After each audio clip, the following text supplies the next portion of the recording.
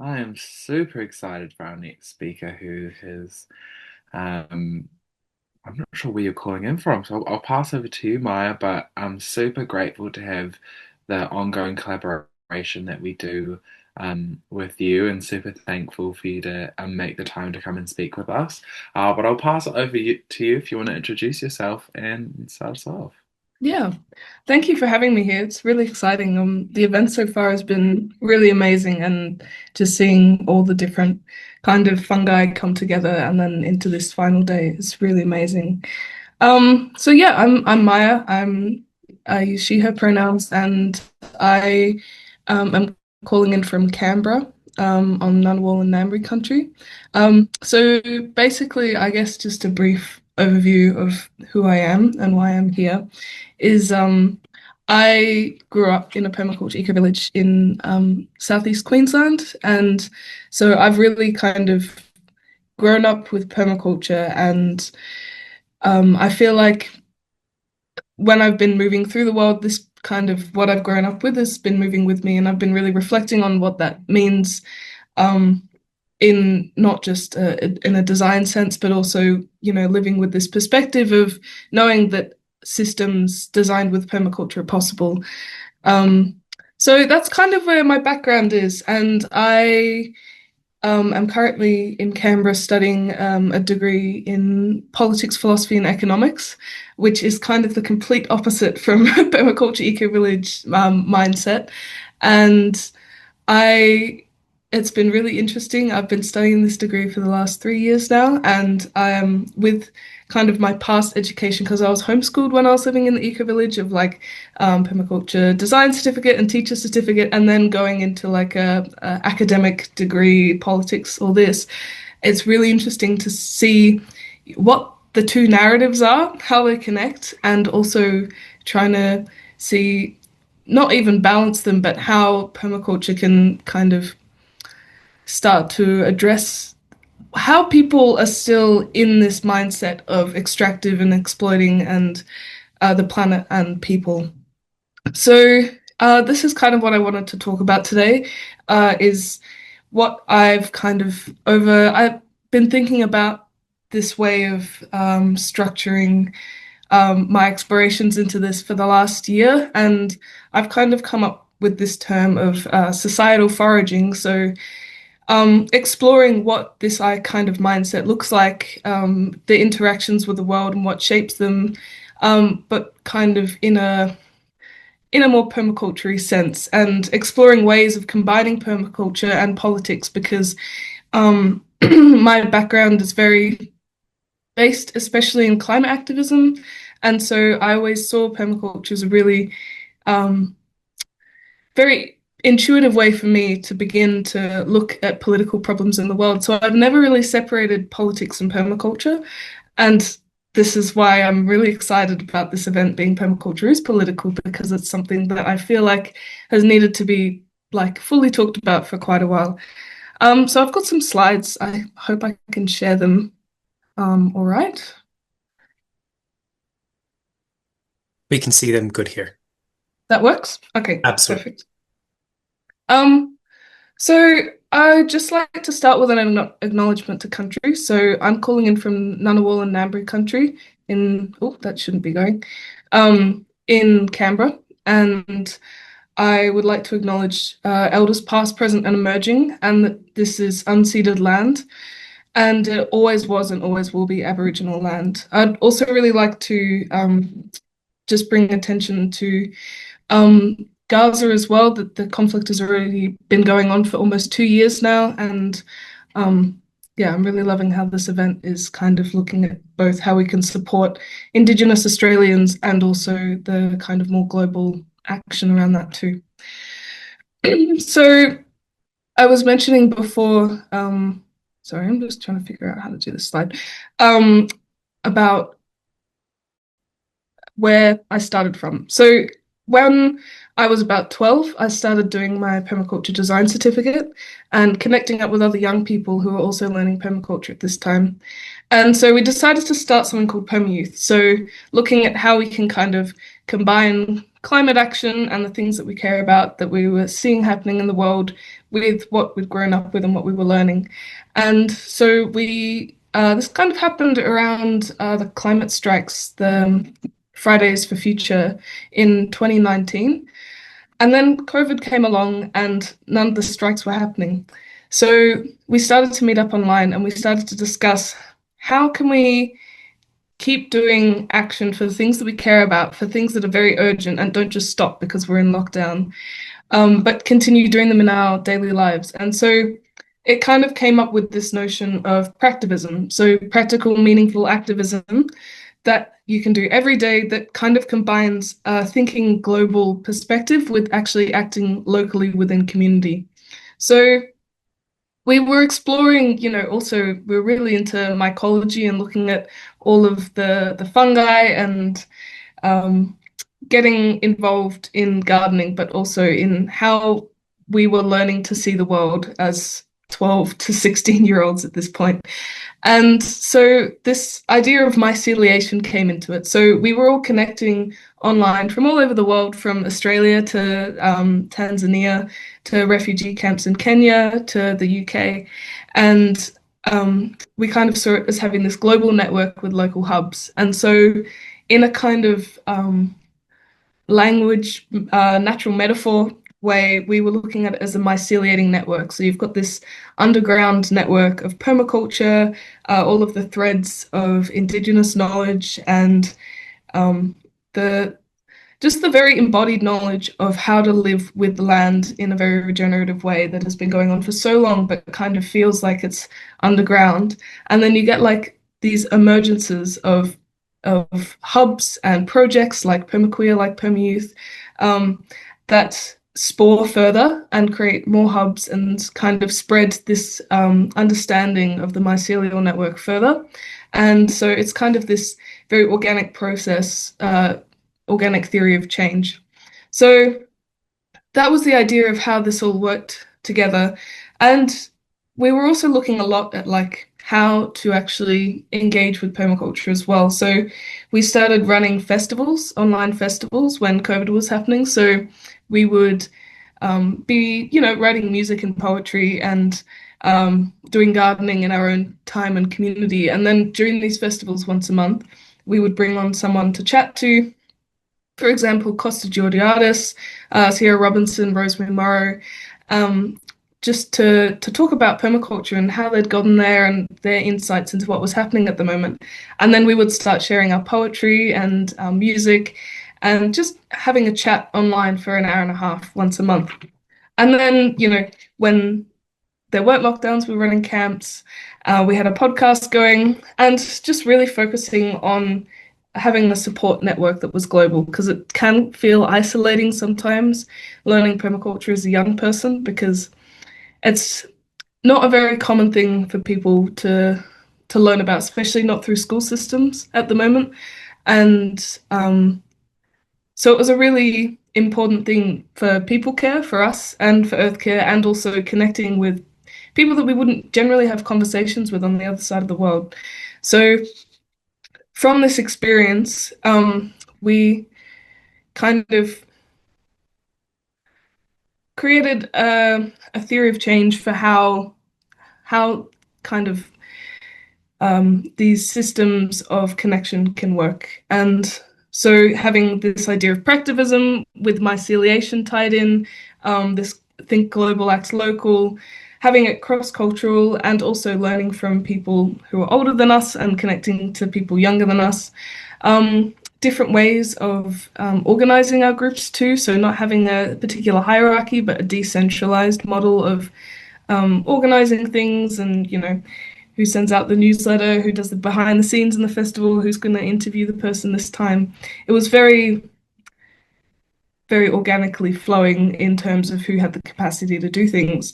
And so, yeah, it was really, we were also learning a lot about systems thinking too. So the science behind the way nature works and looking at ways to express this in terms of articulating why permaculture is important today, and also in terms of building eco-literacy, into like looking at systems today and how they're working and why they're not working, and seeing them not just as, oh, this is how it is. This is always, that you have to go to uni and get a job and then have a job and then retire. But it's like, this is a particular system and this isn't working because we can see that, the environment is collapsing. There's so many social injustices in the world today. It's not serving people or the planet. So how can we start to look at creating systems that actually do mirror regenerative ways of living? And so this was all around the 2020 time. And afterwards, I started going to university and I picked up politics, philosophy, and economics because I knew it was going to be a very mainstream version of education. I think I kind of had higher expectations about what it would be. But I wanted to learn, because I'd lived in an eco-village to start with. I knew why living in an eco-village was a good thing and why people valued it so much. But I didn't know why people weren't living in eco-villages and how most of the world still operates in this very very mechanistic capitalist sense. And so I started this degree to kind of figure out why people agree with this way of thinking and having conversations around this. And so I guess kind of where I'm at the point of balancing it at the moment is looking at how we can apply permaculture thinking to exploring political ideas. Because when I first came to university, I moved from my village in southeast Queensland to Canberra. I felt very disconnected from my food system to begin with. I back home, milk the cows, and that's where the dairy comes from, and you can get all the greens from the garden, and the bread comes from the sourdough bakery down the hill. But when I was here, you have to pretty much get everything from the supermarket. And so when I was walking around, I was desperately trying to find things that I could, like what's edible around me. And there's not that much. And so this kind of response of finding things to forage in my environment, in my urban environment, was really interesting because I had grown up with a lot of foraging guidebooks around my house, and I've even got one behind me now. And looking at, here's what's in your natural environment, the best practices to use it. And then when I started coming down here, I was kind of in a bit of a crisis. Like I can't forage anymore. There's not that much space for it. And there's also this new content, political content that I'm learning that I fundamentally don't agree with. And I know there's something inherently wrong with it. And so applying that foraging mindset to the political content I was learning, it's like, well, what actually is edible within this? What can we learn from? How can we interact with these ideas? And so I think I've always been really interested in looking at design, not just in terms of gardening, but also in terms of looking at how we interact with the world. And so I kind of approached this idea with a almost parody lens of if you took a foraging framework towards looking at social ideas, social problems, political standpoints, what would that look like? And I think the way that it's kind of coming out, I really want to share because I think it's quite interesting and I'd love to have conversations around this. So,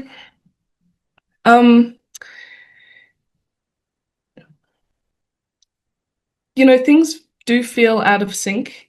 We're looking at ourselves and the system and the political environment every day just seems to be absurd. And so we can see that the political system is wilting and reaching the end of its lifespan, and that there is this kind of narrative of unlimited growth. But in reality, it's actually starting to get to this point where it's slowing down. And I think, yeah, it's not hard to see the problems, but I think what is hard is sharing a worldview and perspective where we can interact with all of this in a way that makes sense to live in. And from a multiple perspective of permaculture, but not overwhelming with an ecological design thing, especially in urban spaces where people don't have access to it. So I guess starting with a metaphor is when you go into a supermarket, all the things that are on the shelves, they're set out for consumers intentionally based on a lot of market analytics and by brand. And you buy your items on your list that you usually get with the money that you've earned through a system. Um, but when you forage for food, you go out and explore and you find food independently. You're reading the landscape, you're assessing contexts, and you decide, based on, how close it is to the road or where it is within the forest, that, yeah, I'll put this chickweed in my salad tonight. But when you're looking on a societal mindset, if you're going to a supermarket, there's lots of ideologies set out, often, in university at least, by author and by the amount of attention span you have, and categorized into certain ideas of thought, but whether they actually fit to that in context is a different thing. And generally, you buy some things. Sometimes you say to yourself, "Oh yeah, I buy that," like in an idea sense. But if we flip it and think in a foraging mindset that, what if we stepped outside this globalized capitalist idea of perspectives and started looking independently for ideas? We want a world where people care, and we know that's what we want to work towards, and we want to find what change will resonate. So the problem doesn't sit with going to the supermarket of ideas and just accepting that there's a certain amount of ideas that are presented to us, and that we have to either assume that we're going for a particular left-wing stance or a particular right-wing stance, but it's rather the system and the whole kind of narrowing down to this perspective itself, that the way that it involves people in a very dehumanized sense, and that it really fundamentally disregards the care for people and planet.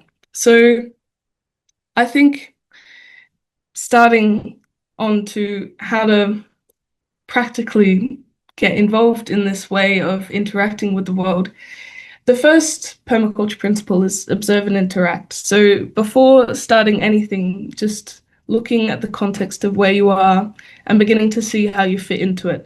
And I think, when you open up a foraging guidebook, the first part, you've got the introduction, and then you have the practice of how to forage, which is almost as important as the rest of the book.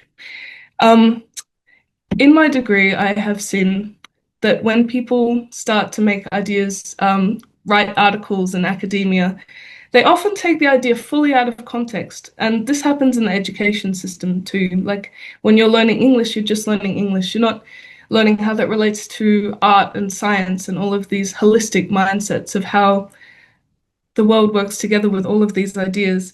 But, for example, in my economics class, in the first week of going to this economics class, this is a final year economics class with about 300 people in it, they started talking about how African institutions were weak because Europeans didn't colonize them. And I was sitting there going, I have no idea why we're learning in the first week about how GDP in African nations is low because European settlers didn't colonize them. And there was a whole amount of, economic formulas to, well, they went to America instead and there wasn't as bad diseases there. So they managed to colonize there. And that's why America has good economy today and good GDP. And it just seemed like there was so much taken out of context and so many links that were just kind of created out of thin air, that it was like, how abstracted do you have to sit down and think to be able to create this paper? And the funny thing is that this one actually won the Nobel Prize last year as well for economics, which is insane because this isn't even outdated ways of thinking. It's what is accepted now in economics.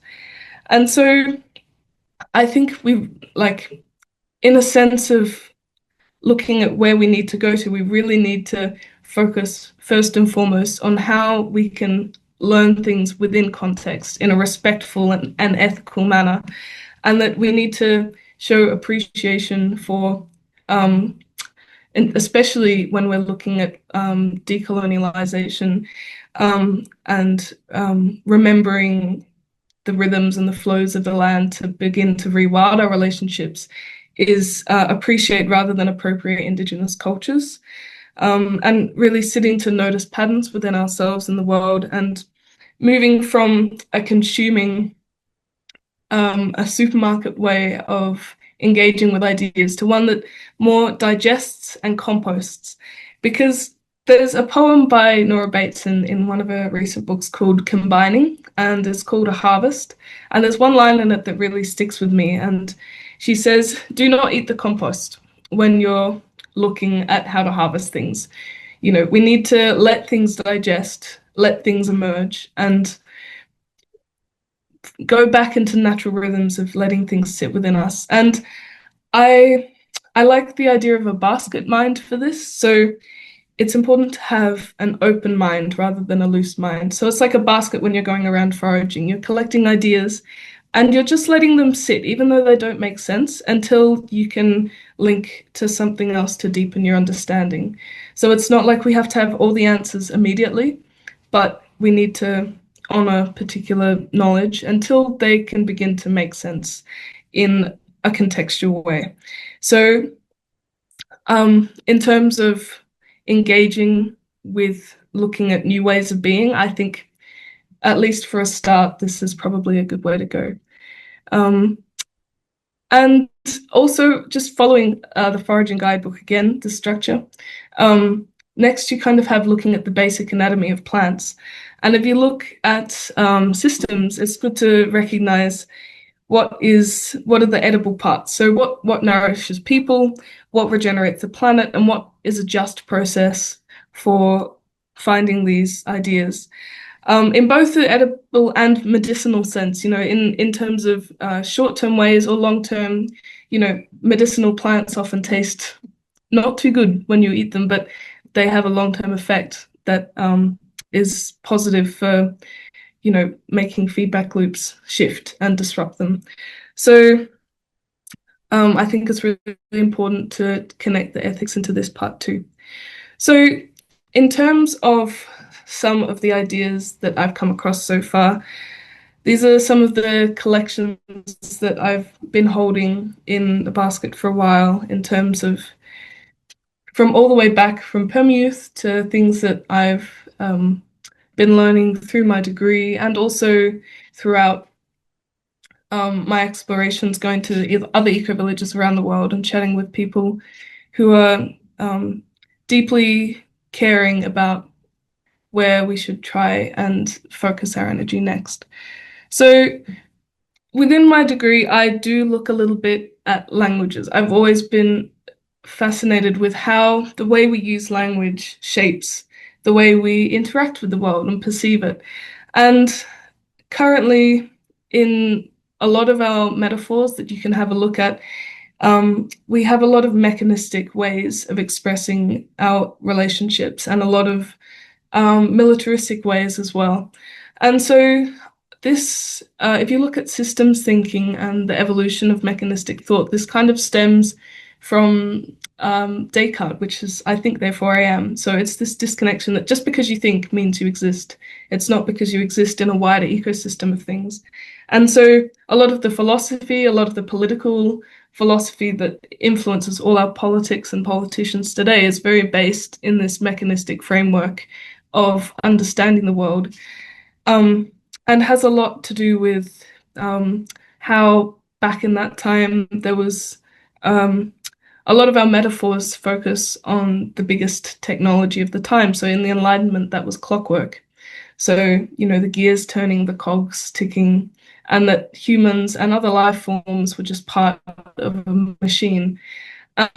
Today, that is a lot based on more internet technology, which is also really interesting when you look at philosophy around simulation. So the structure of thought in a more academic sense really focuses on very mechanistic metaphors. And so I think shifting away from this, these structures of academia, to upholding knowledge systems that really center themselves within a deep understanding of planet and place is really important. So this does come a lot from centering English words and centering one language at the heart of it, because a lot of academia, because it's in English, is very inaccessible for Indigenous ways of knowing.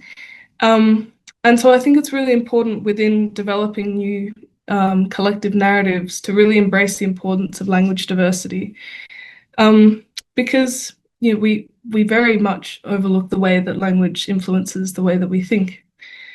For example, I was looking at a Papuan language called Yalidinya, and even the way that they look at colors is very, very connected to place. For example, you don't say black, you say nighttime, nighttime, and you don't say green, you say, oh, parrot, parrot, because the parrot's green. So every way that you're looking at the world around you is deeply connected to your place. And so I think even just becoming aware of the language that we're using to explain things is centered within a mechanistic way of viewing the world is really important for beginning to shift our understanding of where we should go next.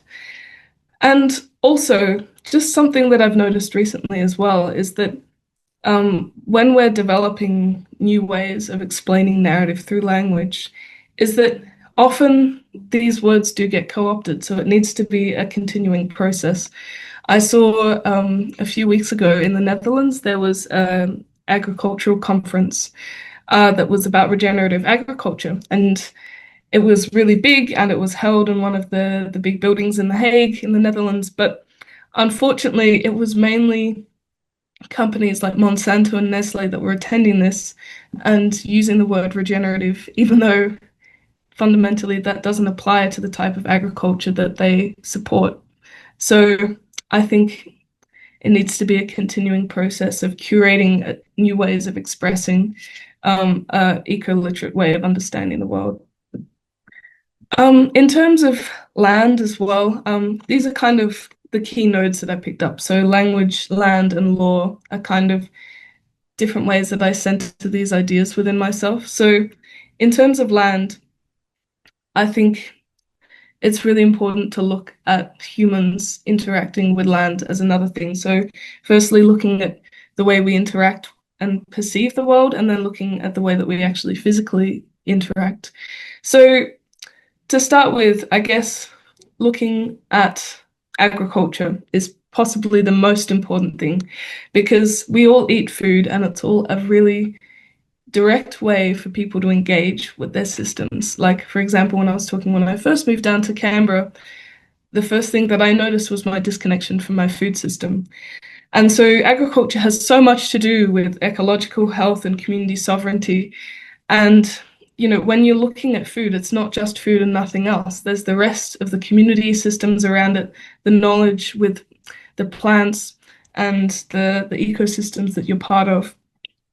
And I think remembering this connection to land that society should have and focusing it at the heart of it is really important because when we're looking at in permaculture systems, when we're engaging with our gardens, something that my mum likes to say a lot is that, we're not just a gardener in the garden, watering the plants, making sure everything's set out in the right way so we can collect water and make sure that the wind sector is managed.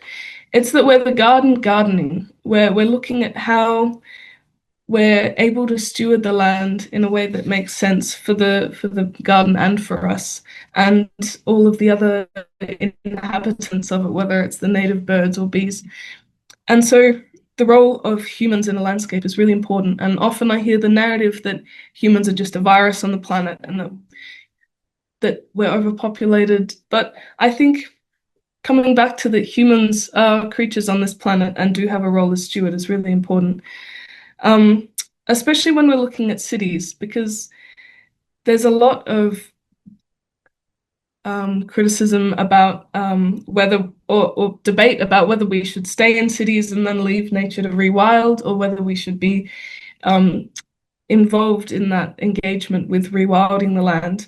And I think that's just because we look at cities as a place of settlement. But if we look at them as a place of congregation where people come together, it kind of shifts the way that we can interact with what they are. Also, I think it's really important to look at the histories of interacting with land as well. I recently went to a play in England that was called 3 Acres and a Cow, and it was like half music, TED Talk, comedy show on integrating folk songs with a land right and reform history in the UK, and how the Enclosure Act kind of took away land from people, but now how people are starting to get it back.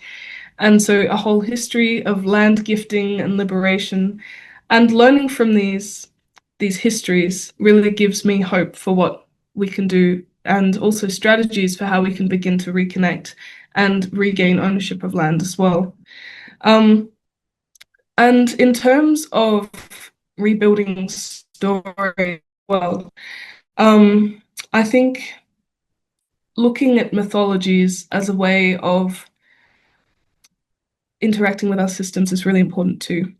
Um, because the narratives continue the norm. Like, for example, what I was just saying about my economics class with these, how they were saying it was the African nations with the diseases that meant that they didn't develop to have high GDP. There's people in that class that agree, but that is because they're centered within this narrative that this is the norm, this is how it always has been. There's no mention of an alternative way of understanding the world. Traditionally, humans have had mythology and folklore exist to keep humans as animals in line with systems and biodiversity. And mythology really creates this respect for nature. But over, processes of colonization and trauma, we've really lost this. For example, something like a really clear example of this is in the Netherlands, where the um, Celtic tribes that used to live there had a really strong connection with trees. And so, babies would be born under trees. Everything would be done around the trees. Meetings would be held around trees. Celebrations would be around them, like massive old trees. But when uh, Christian conversions came in, they chopped down the trees, and because the trees were kind of the center of their mythology, and said, "Well, your gods won't save you now." Um, in the process of conversion. But what happened then is that the trees were no longer holding the soil together, and so the Netherlands became really swampy, and that's why they had to put so many canal systems in. So, looking at the history of how mythology evolves and how people are disconnected from land, I think is really important to understand when we're moving forward, because we need to look at reconnecting to remembered rhythms and flows. Um, and when we're looking at creating new mythologies of engaging in the world today, connecting it to the Schumacher College way of head, heart, and hands in a way of holistically interacting with the world. We have the head, we have the systems thinking and the understanding of how to design systems, and we have the hands, the action, and what we can do. But what we need to tie the two together is the stories that involve people and make them care, and reconnect people with ways of living within the world that are very connected to place. And within this, the knowledge that everything is political, and these stories need to be centered around how we're interacting with our society and our systems, and that inherently politics is humans engaging with one another and engaging with their stories. So really centering this idea that we need a new mythology that is inherently political but centers people and earth at the heart of it. And in terms of the last section of a foraging guidebook, you generally have recipes at the end. And so I think what we need to be collating these all into, and I haven't figured out this myself yet, but this is something that I hope can continue in process, is figuring out how to have active hope. Not just hoping that something will happen, but that we can find a way to make sense of what is going on around us and find ways to move forward. Creating narratives that really center humans in place as creatures within our ecosystems in an eco-literate way, and also looking at collaborative exploration throughout all languages throughout across the globe and all different knowledge systems. So this is a very wide overview of a kind of a very messy mycelial mindset that is starting to be formed in many conversations. But I thought it would be good to share this to start some conversations about where this is all sitting, what you're all noticing, where you're feeling out of sync, and just starting an exploration on ways that we can begin to myceliate a new way of interacting with our systems. In terms of my resources that I can offer, we have Perm Youth has an Instagram page that we post events and happenings on. I'm currently hosting the Ethos Fellowship, and so this happens twice a year, and it goes through systems thinking from Fritjof Capra's Capra course, and looks at, you know, the a systems way of looking at everything from biological patterns to spirituality and science combined to organizations and systemic solutions. And so this is for people from 16 to 25. So if you have anyone who might be interested in exploring those ideas in a systems thinking setting and a discussion group, all that information is on the website, permacultureeducationinstitute.org. So yeah, this is what I wanted to share. I was wondering if there's questions from Toad or Guy or the general webinar. Uh, Thank you so much, Maya. What a delightful, you know, foraging treat to come along with you, and that open basket of collecting ideas and collecting ways of being as we orient narratives towards what an emergent future looks like is so evident, and it's so juicy. It's so beautiful to see the exploration that you've gone through and to connect since your last doing the language stuff in I can't remember where it was, but you were Germany perhaps, and all of those explorations landing in this. Yeah, how do we forage for this new society? What ingredients, what is fruiting, what is flowering, what is dormant at the moment, and what needs to be cultivated. So that's, yeah, it's just so beautiful to hear. So first of all, thank you so much for all of your exploration and the continued work in climate justice and in permaculture, and sort of a pursuit for new horizons for this design methodology to be applied to. It's so inspirational to listen to, and just so awesome to see it evolve every time we see you, as the world should, as dynamic systems should, and as we come into relationship with what it means to tend to those. I really look to you as a responsible person in tending to those systems. So yeah, thank you so much. We've had an awesome flood of questions coming in here. Mainly gorgeous thanks, some sharing about different resources. Cool, we'll respond to those ones. I have a question around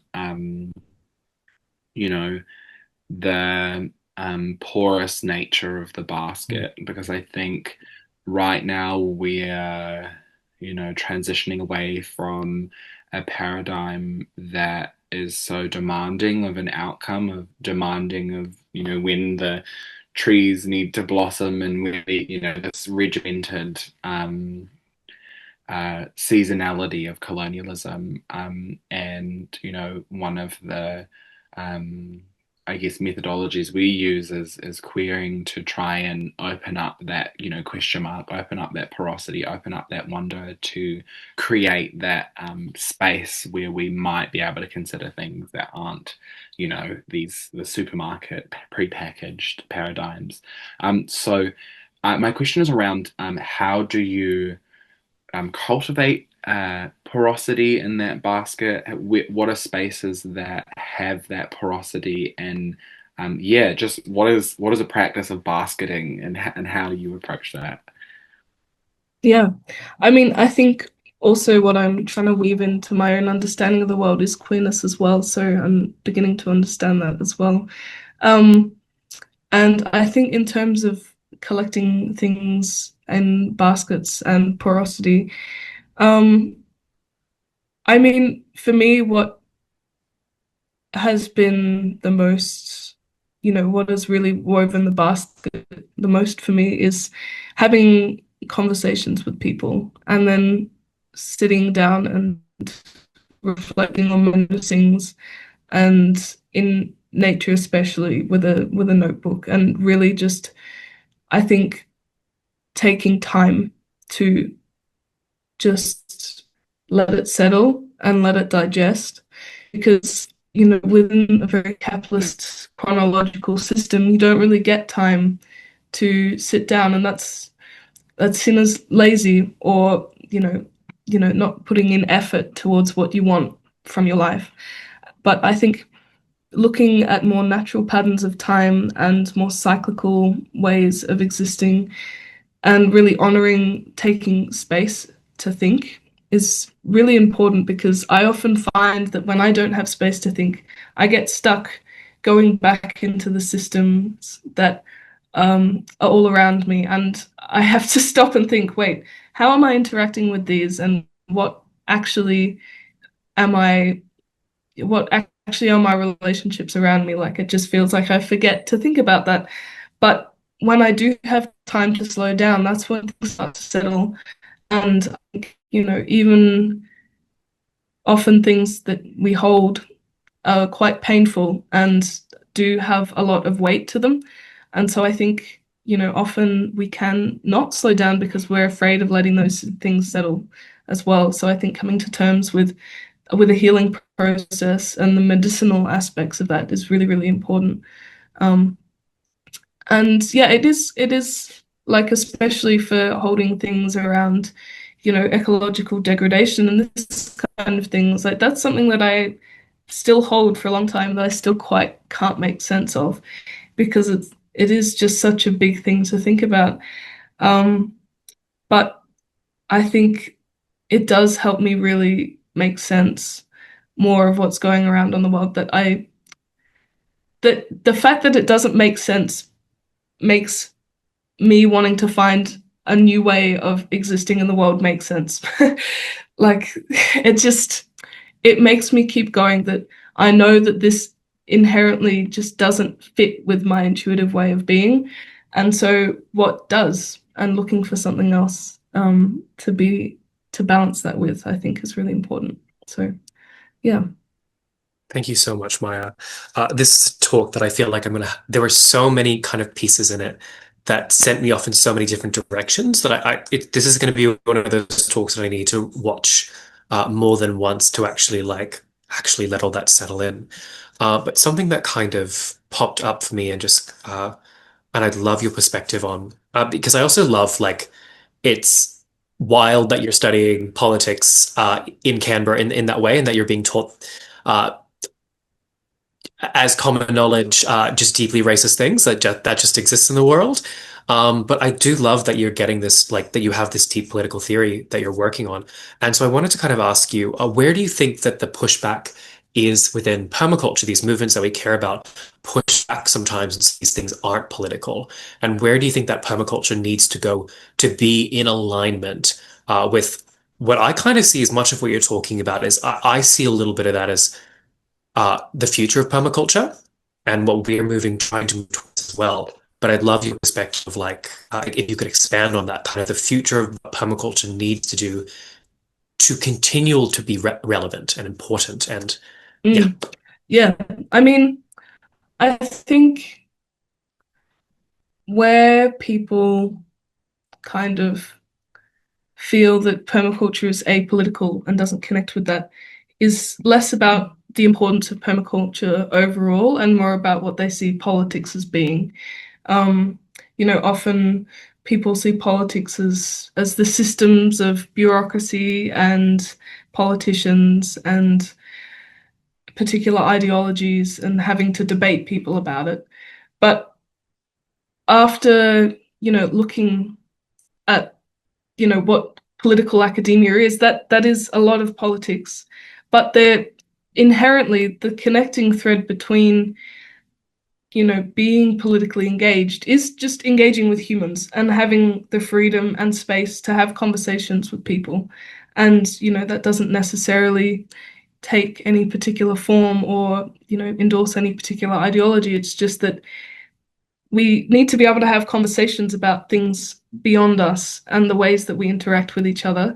And I think engaging in politics with permaculture and connecting them together means looking at politics as something that we can design together, the spaces that we can kind of create, and looking at, integrating rather than segregating, and looking at patterns and details, and, producing no waste within our systems. And I think, looking at how permaculture can design systems and the way we interact with them are political. So I think just in terms of making permaculture and keeping permaculture relevant, it just needs to be dynamic in continuing to explore how systems are being shaped and being engaged in conversations around these things. And especially, keeping ethics at the center of it, because, when we're looking at the political world today, a lot of the conversations are just not being had and aren't conversations at all. There's just, whether it's Indigenous rights, social rights, it's Palestine, or, climate crisis, anything really. It's all, there's not that much conversation. There's just, I'm this ideology and I'm this ideology, and there's no real connection or space to be able to connect human to human. It's all label to label. And I think, or nationality to nationality, or, politician to voter, I feel like by reconnecting on a human level and looking at systems from people care, earth care, fair share way, that's probably the best way forward at the moment. Thank you. One of the Yeah. framings that's kind of come up a bit over this series is about talking about the positionality of permaculture, both as a force of liberation and care, but also like sometimes as a force just uh, middle class enrichment. Is some of the framing that's come up has been permaculture can be a force to tap in the world around us and engage with it, or a lot of people engage with permaculture to tap out. So just really hearing what you're saying there about the desire for permaculture needs to tap in to these things and engage with them. Um, Another kind of question I had was you spoke a lot about really fantastic things I saw in the slides, like holacracy, systems thinking, all of these different things that capacity building happened for perma. I was wondering if there was really any, and it's a very limiting questions, and I apologize for that. But is there any like particular clincher moment or theory or practice or capacity building thing that really started to like you had a bit of an aha moment with the movement and started to really help shape the direction for perma youth? Understanding, I'm sure all of it contributed quite a lot. Yeah. I mean, I think um, within one of the kind of, I don't know, there was a lot of different shifts throughout it all. And I'm still recognizing some of the shifts as I'm still beginning to understand patterns of how it all worked. But I think one of the interesting kind of moments was when we started to look at more systems thinking, wider approach of understanding the world in a kind of scientific lens, and how, these integrated holistic systems work not only on a cellular level but on a global political level. And I think, we started to take the CAPRA course, and this is where the Ethos Fellowship started from. So we had Perma Youth going as the permaculture group. And we started to have offshoots of like philosophy discussions and warm data labs with Nora Bateson and Gregory Bateson, and then also have this kind of exploration of systems thinking. And I think the important shift within that was just being validated like this is actually scientifically really relevant and that this eco literacy is how nature works. Because when I was learning science in school, it always seemed so disconnected from what was actually happening within my body and within the world. But when you start to look in a holistic sense of how, the whole world is covered with bacteria and we've got feedback loops and metabolisms all happening within us, it's like you can begin to feel it embodied and you're like, wow, I'm a system, I'm a holobiont of a crazy amount of different beings, and that 80% of my weight isn't actually human at all, it's mainly bacterial. Then you're like, if you can understand that yourself as a system, then the way you interact with other people and other systems really starts to change. And I think once we kind of had that understanding and way of articulating that to other people, it kind of,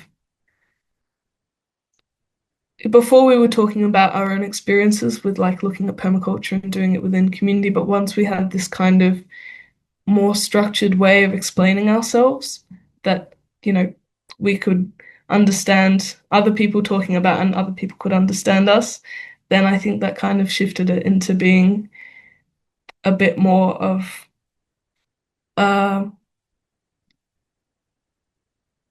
looking at systems as a whole, I think. Yeah, at least. Thank you. I've Mm. got two things just before we close up the session as well. One of them is just to reflect back. I really hear that point for us at Permaqueer, the way in which systems thinking really changed the game to actually contextualize and make relevant permaculture in our lives. We had a question from the chat was actually, do you have any reading recommendations for foraging guidebooks? And a reflection from Manu saying just about your linguistics. In their research work, they were glad to speak French and understand Spanish in order to read North African, West African, and South American writings on the subject of food growing, making their picture less Euro and Anglo-centric. Mm. Um, and I threw a bunch out there, and Guy also has a final question Oh, for you I as just well. noticed that one of the participants put their hand up, S. Langford. I'm wondering if you wanted to jump on and ask a question. Please pop your hand up again if that is the case, and I'll bring you on board. I'm just going to bring you on board and we'll see. If not, you can say no. Um, But while that's happening, maybe you could share with us any foraging recommendations that you have. Yeah, the way that I find foraging guidebooks is that I generally go to a local book sale or a secondhand bookshop, and I find foraging guidebooks there because they generally have plants for your local area.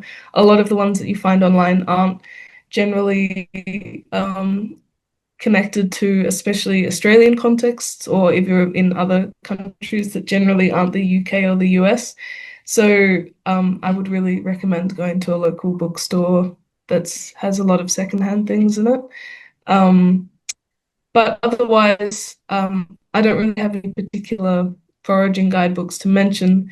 But one book that I think has influenced my thought a lot around collecting different ideas in terms of this sense is The Wonder Box by Roman Krznaric.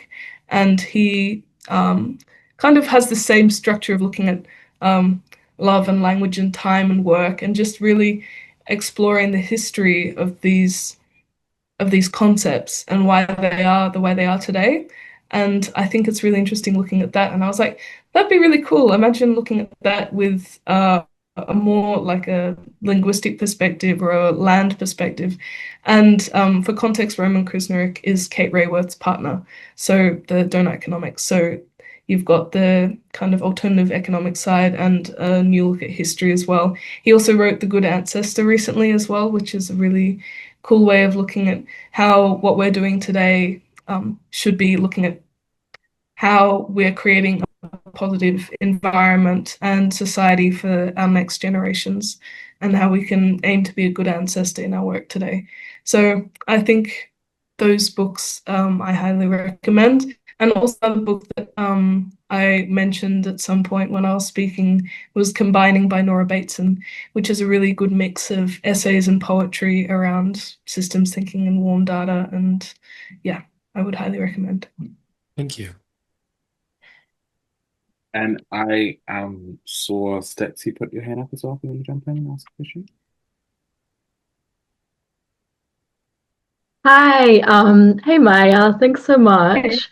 I guess it's not so much of a question, but just to thank you. And yeah, I was really inspired by a lot of what you said. I think that I love the way that your mind works. And I think that this idea of societal foraging, or just like foraging of ideas, is really cool. And it could be just like an excellent framework to sort of like bring those more political ideas into permaculture, actually, because we're often looking in permaculture at ways that we can, especially with social permaculture, that we can mirror things that we're doing, or like things within ecological systems into our social systems. And I just think it's really spot on.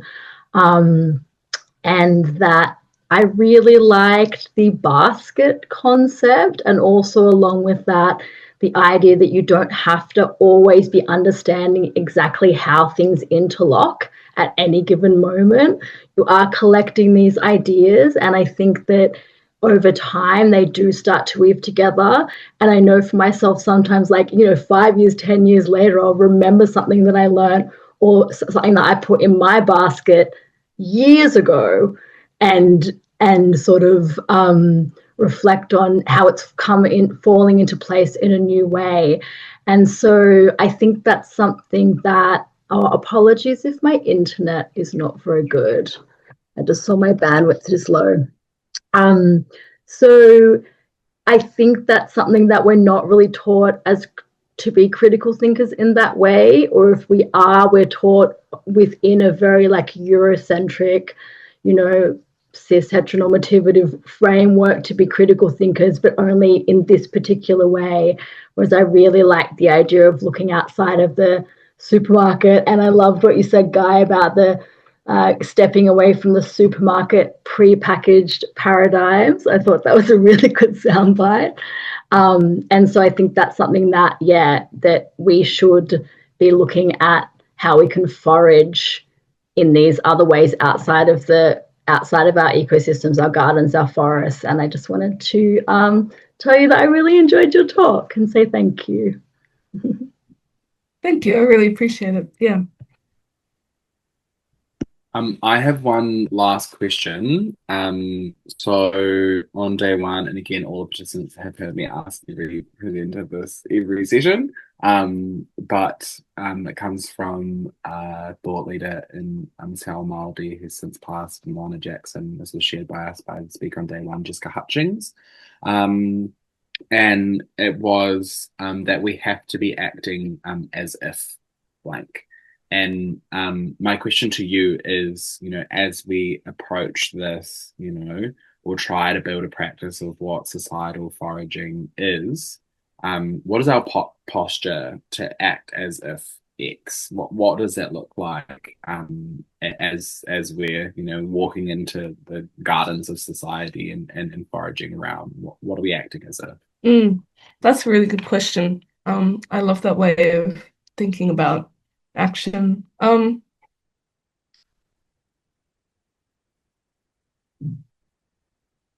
I think I really like that way of structuring it, because often, when we're asking these questions, we're like, oh, what should society look like in 10 years?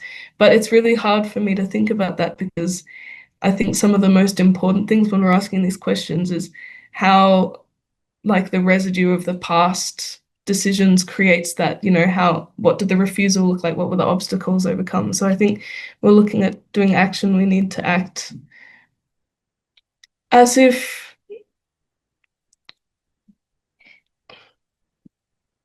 we hold a deep care for people on the planet around us. I think that's really just the simplest way to put it, and if we can connect with the people on the planet around us, I think that's just the thing that we need that will shift, on a small scale and a large scale. So yeah, I think the process of doing that is important, if not more important than what comes out of it, than just acting with that. Yeah. Beautiful. Well, thank you so much, Maya, for spending this hour with us. Attendees, please flood the Q&A with thanks for Maya. It is, yeah, as I said, such a joy to see this ecosystem that Perma Youth and you and how these interactions continue to change and evolve and what you and I can't remember what it was. Was it autopoiesis was the Autopoiesis, yeah, yeah, yeah. that's what inspired me last time, and it's beautiful seeing how these micro little ecosystems continue to evolve. So I'm a huge fan of yours. Thank you so much for spending this time and this juicy consideration, and your acting as if love for the planet and people is so visible. So thank you so much for your ongoing work, and yeah, so grateful for you and for everything you've offered. Yeah. Thank you for having me and for organizing the event. It's amazing. Yeah, you guys are awesome.